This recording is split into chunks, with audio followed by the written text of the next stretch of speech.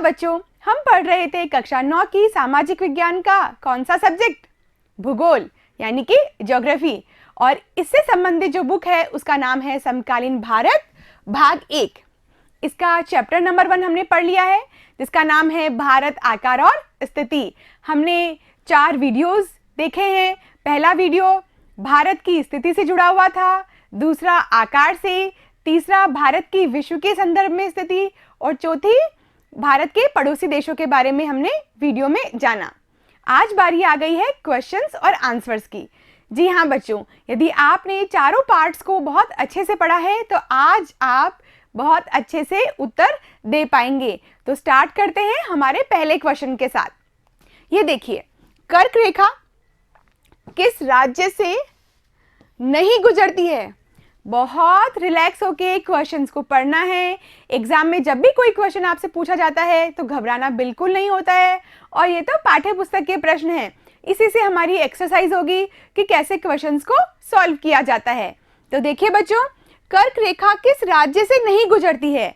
मैंने आपको जब हम चैप्टर पढ़ रहे थे तब भी बताया था कि कर्क रेखा भारत के 8 राज्यों से गुजरती है। चलिए थोड़ा सा रिवाइज करते हैं और मैप के ऊपर देख लेते हैं। ये देखिए बच्चों, थोड़ा सा बड़ा कर लेते हैं मानचित्र को। कर्क रेखा, ये देखिए कर्क रेखा की स्थिति है, और ये कौन से अक्षांश पर है? 23.5 डिग्री उत्तरी अक्षांश पर यह रेखा स्थित है। तो देखना स्टार्ट करते हैं। देखिए, पहला राज्य मिजोरम, दूसरा त्रिपुरा, पश्चिम बंगाल, झारखंड, छत्तीसगढ़, मध्य प्रदेश, राजस्थान और गुजरात। 8वां राज्य कौन सा है?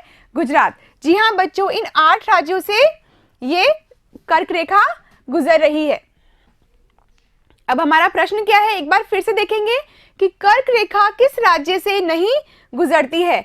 तो हमने क्या देखा कि ये राजस्थान राज्य से भी गुजरती है, छत्तीसगढ़ से भी गुजरती है और त्रिपुरा से भी गुजरती है। तो इसका उत्तर क्या होगा?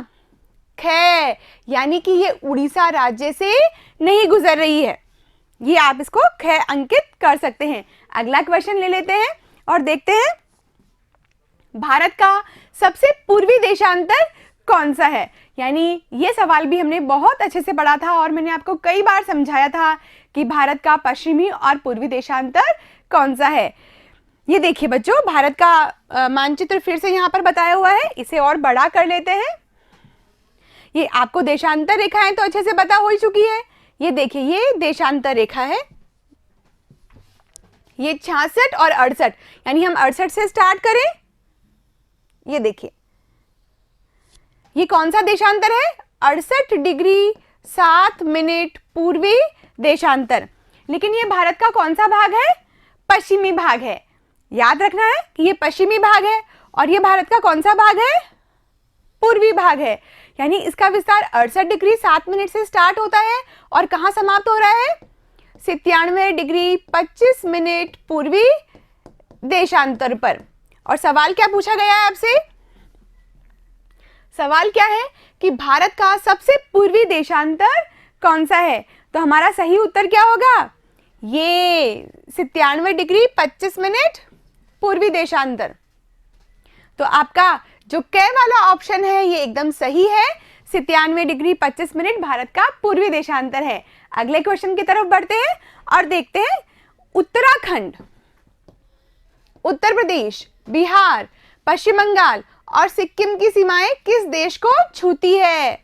याद कीजिए, तो हमने 4 वर्ग समूह बनाए थे और मैंने आपको एक होमवर्क भी दिया था कि आपको नेपाल और भूटान की सीमाओं के भी जो राज्य लगते हैं उनके नाम की एक कैटेगरी बनानी है। उम्मीद करती हूँ कि आपने जरूर किया होगा। बच्चों, अपनी नोटबुक और पेन अपने साथ रखिए और मेरे साथ साथ ही इन क्वेश्चंस को हल करते चलिए। तो देखते हैं इसका उत्तर। फिर से मानचित्र को बड़ा करेंगे हम। ये देखिए, ये रहा आपका मानचित्र। यदि हम चीन की बात करें तो चीन से कौन कौन से राज्य लगते हैं? देखिए, चीन से लगने वाले, यहां हम चीन की बात करेंगे। ये देखिए चीन, पहले हम चीन को देखें। जो चीन देश है उसकी सीमाएं किस किस से लगती है? लद्दाख से, हिमाचल प्रदेश से, यानी इसमें लद्दाख और हिमाचल प्रदेश तो आपको दिखाई नहीं दे रहा, तो हम चीन को अभी से ही एलिमिनेट कर सकते हैं, यानी इसको हम क्रॉस कर सकते हैं कि ये चीन देश तो बिल्कुल नहीं है। अब बढ़ते हैं भूटान की तरफ। हाँ, भूटान, ये रहा आपका भूटान देश। भूटान की सीमाएं किस किस से लगती है? सिक्किम से। पहला ही राज्य क्या आ गया है? सिक्किम। ये सिक्किम राज्य है, लेकिन यहाँ पर सिक्किम का भी नाम नहीं है। अच्छा, सिक्किम का नाम ये रहा। चलिए अगला नाम देखते हैं, और किससे लगती है? पश्चिम बंगाल से भी लगती है, तो ये भी हमें दिखाई दे रहा है। तीसरा नाम है बिहार का, तो सिक्किम की सीमा बिहार से और उत्तर प्रदेश से तो देखिए बिल्कुल नहीं लग रही है, यानी कि ये उत्तर भी क्या हो जाएगा? गलत हो जाएगा। अब बढ़ते हैं नेपाल की तरफ और देखते हैं कि नेपाल की सीमा किस किस राज्य से लगती है। ये रहा नेपाल देश, ये आपको दिखाई दे रहा है नेपाल देश। इसकी सीमा लग रही है उत्तराखंड से, उत्तर प्रदेश से, बिहार से, पश्चिम बंगाल से और सिक्किम राज्य से। इसका मतलब क्या हुआ कि हमारा ग जो ऑप्शन है वो एकदम सही है। आगे बढ़ते हैं और देखते हैं अगला क्वेश्चन। ग्रीष्मावकाश में आप यदि कवरत्ती जाना चाहें तो किस केंद्र शासित क्षेत्र में जाएंगे? मैंने आपको कहा था कि आप 28 राज्यों और 9 केंद्र शासित प्रदेशों की एक सूची बना लीजिए और उनके सामने उनकी राजधानियों को अंकित कीजिए। होपफुली आपने वो जरूर किया होगा, किया है ना? तो आप इसका उत्तर बहुत अच्छे से दे पाएंगे। अब मुझे बताइए कि कवरत्ती क्या है? एक केंद्र शासित प्रदेश की राजधानी है। तो कौन से केंद्र शासित प्रदेश की राजधानी है, बताएंगे आप? अच्छा, पौंडीचेरी। चलिए पहले ऑप्शन पे चलते हैं, पौंडीचेरी। पौंडीचेरी की राजधानी क्या है? पौंडीचेरी ही है। दूसरा नाम आता है लक्षद्वीप। लक्षद्वीप की राजधानी क्या है? कवरत्ती। तो आपको आपका उत्तर मिल गया है, ये रहा आपका लक्षद्वीप।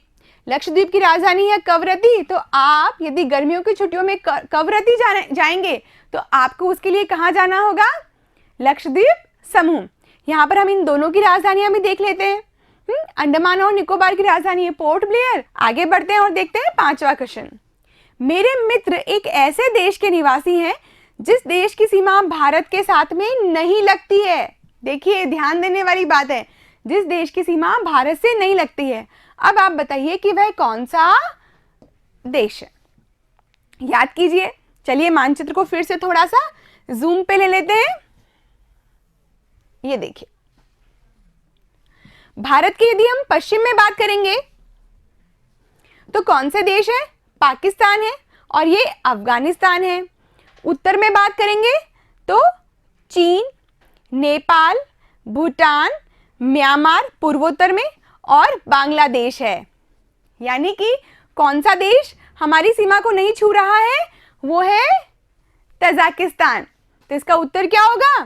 ख, क्योंकि भूटान भी हमारे देश से लगा हुआ है, बांग्लादेश की सीमाएं भी हमारे देश की सीमाओं को स्पर्श करती हैं और नेपाल की सीमाएं भी हमारे देश की सीमा को स्पर्श करती है। तो इसका उत्तर आप अंकित कर लेंगे ख। आगे बढ़ते हैं और देखते हैं अगला क्वेश्चन। देखिए बच्चों, अब तक आपने वस्तुनिष्ठ प्रश्न देखे, अब हम पढ़ेंगे 2 लाइनों के उत्तर, जिसका उत्तर आपको संक्षेप में देना होता है। क्वेश्चन पढ़ते हैं। अरब सागर तथा बंगाल की खाड़ी में स्थित द्वीप समूह के नाम बताइए। अरे वाह, ये तो बहुत अच्छा क्वेश्चन है, आपने कई बार इसको वीडियो में देखा है। और दक्षिण में कौन सा द्वीपीय देश है जो हमारे पड़ोसी देश हैं? यानी कि इस क्वेश्चन को 2 पार्ट्स में डिवाइड किया गया है, 2 भागों में। तो अलग अलग करके देखते हैं। पहले इसका उत्तर ढूंढते हैं। याद आया आपको कुछ? अरब सागर में कौन सा द्वीप समूह है? लक्षद्वीप। हाँ बच्चों, लक्षद्वीप। और बंगाल की खाड़ी में कौन सा द्वीप समूह है? अंडमान और निकोबार द्वीप समूह। अब अगले प्रश्न पे बढ़ते हैं, जो कि इसका अगला भाग है। दक्षिण में कौन से द्वीपीय देश हमारे पड़ोसी देश है? मैंने आपको भाग 4 में बताया था कि हमारे पड़ोसी देश तो है वो, लेकिन हमारी सीमा को स्पर्श नहीं करते हैं, लेकिन फिर भी हमारे पड़ोसी देश कहलाते हैं। और उनमें से पहला नाम आता है श्रीलंका का और दूसरा नाम आता है मालदीव का। मालदीव किसके दक्षिण में स्थित है? लक्षद्वीप के। चलिए आगे बढ़ते हैं अगले क्वेश्चन की तरफ। ये तो बहुत ही आसान सवाल है। उन देशों के नाम बताइए जो क्षेत्रफल में भारत से बड़े हैं।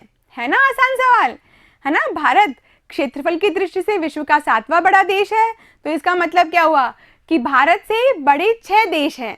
चलिए उनके नाम देखते हैं। अब वैसे आपको याद भी होना चाहिए, सबसे बड़ा देश कौन सा है? रूस। दूसरा नाम आता है कनाडा, कनाडा भी बोलते हैं। तीसरा संयुक्त राज्य अमेरिका। चौथा है चीन। पांचवा है ब्राजील और छठा है ऑस्ट्रेलिया। और इसके बाद में 7वें नंबर पे जो नाम आता है वो किसका है? आपके देश का, भारत का। तो भारत से बड़े कितने देश हुए? 6। और आप इसको अपनी नोटबुक में भी नोट कर लीजिए। आगे बढ़ते हैं तीसरे क्वेश्चन पे। हमारे उत्तरी पश्चिमी, उत्तरी तथा पूर्वी पड़ोसी देशों के नाम बताइए। बच्चों ये बहुत ही अच्छा क्वेश्चन है। एक बार मानचित्र को हम फिर से जूम पे ले लेते हैं। ये देखिए, उत्तरी पश्चिमी यानी कि ये क्षेत्र कौन सा कहलाया? उत्तरी पश्चिमी। ये उत्तरी पश्चिमी है, यह उत्तरी है और यह पूर्वी पड़ोसी देश है। यहां पर उत्तरी लिखना हम भूल गए हैं, तो आप अभी हम इसको लिख लेंगे। चलिए उत्तरी पश्चिमी देशों की बात करते हैं। तो पहला नाम आएगा पाकिस्तान का और दूसरा नाम आएगा अफगानिस्तान का। उत्तरी देशों की बात कर लेते हैं तो क्या क्या नाम आएंगे इसमें? एक तो नाम आ जाएगा चीन का, दूसरा नाम आ जाएगा नेपाल का, आप इसे लिख लीजिए, और तीसरा नाम आ जाएगा भूटान का। भूटान।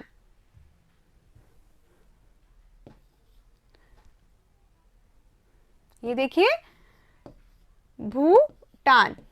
तो ये उत्तरी सीमावर्ती वाले देश हो गए। अब हम पूर्वी देशों की बात करें तो किस किस के नाम आएंगे?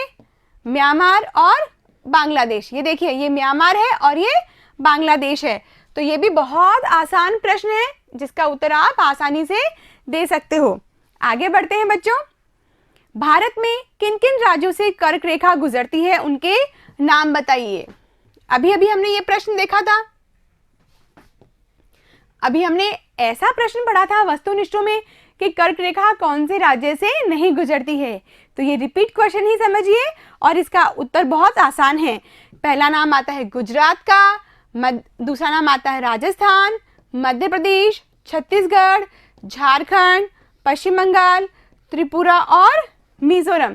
तो ये 8 राज्य हैं और आप इसे अपनी नोटबुक में नोट कर लीजिए। अगला प्रश्न देखते हैं।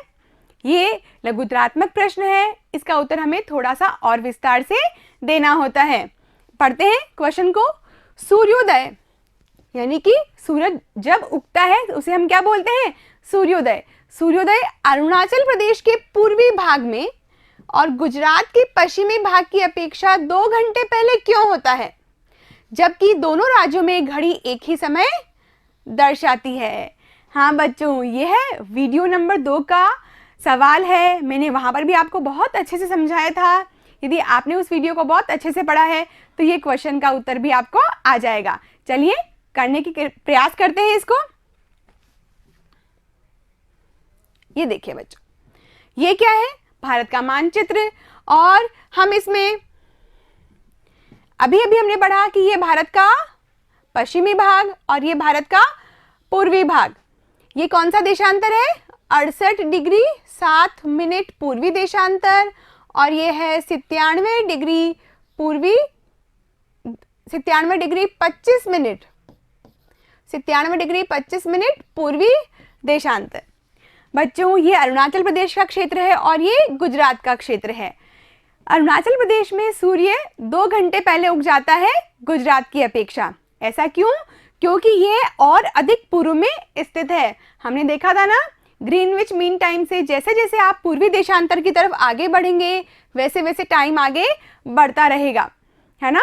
तो सूर्य का जो उदय हो रहा है वो अरुणाचल प्रदेश में पहले होता है और गुजरात में 2 घंटे बाद में होता है। यानी अच्छा, ये बात बताइए कि इन दोनों के बीच में कितने डिग्री का अंतर है? 30 डिग्री का अंतर है। 68 डिग्री से 97 डिग्री तक जब आप काउंट करते हैं तो कितने डिग्री का अंतर आ जाता है? 30 डिग्री का अंतर आ जाता है। और आपको पता है कि 1 डिग्री में कितने मिनट होते हैं? 4 मिनट होते हैं।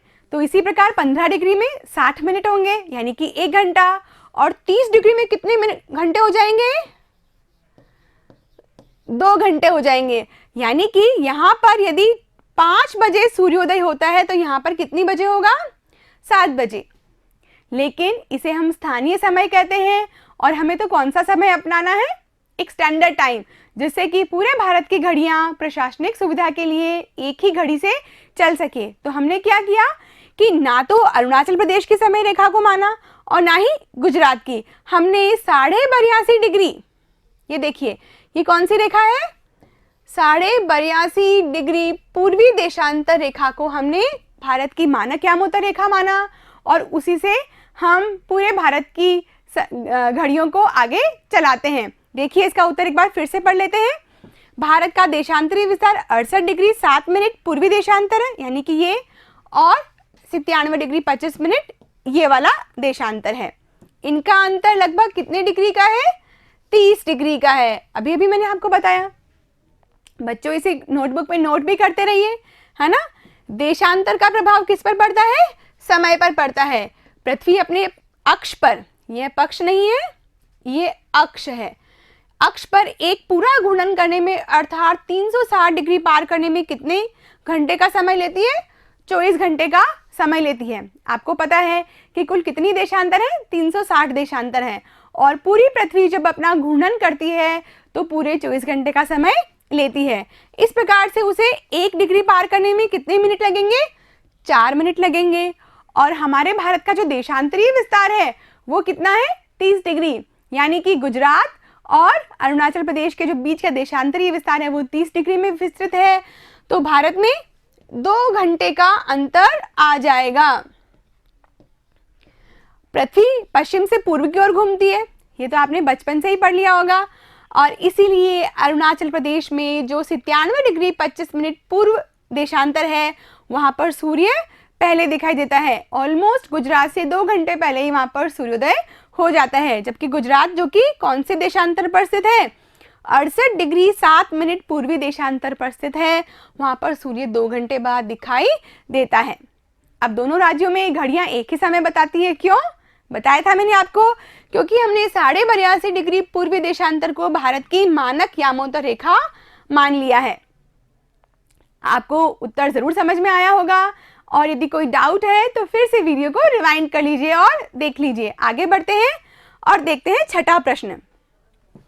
हिंद महासागर में भारत की केंद्रीय स्थिति में इसे किस प्रकार लाभ प्राप्त हुआ है? देखिए बच्चों, फिर से वही सवाल हिंद महासागर का। हमने चौथे वीडियो में पढ़ा था कि हिंद महासागर की जो केंद्रीय स्थिति में भारत देश स्थित है ये हिंद महासागर है, और हिंद महासागर का नाम किस देश के ऊपर रखा गया? हिंदुस्तान के नाम पर रखा गया। देखिए बच्चों, हिंद महासागर के कारण वाणिज्य और व्यापार दोनों ही मामलों में हमें बहुत लाभ हुआ है। भारत का जो दक्षिण का पठार है उसका जो पश्चिमी भाग है उसे यूरोप और अफ्रीकी देशों से, मध्य पूर्व के देशों से व्यापार करना आसान हुआ, और जो पूर्वी भाग है उसे पूर्वी एशियाई देशों से हमारा मार्ग आसान हुआ। ये देखिए यहाँ पर आप इसे लिख भी सकते हो। और जो वायु मार्ग थे और जहाज मार्ग थे वो सब कहाँ से होकर गुजरते थे?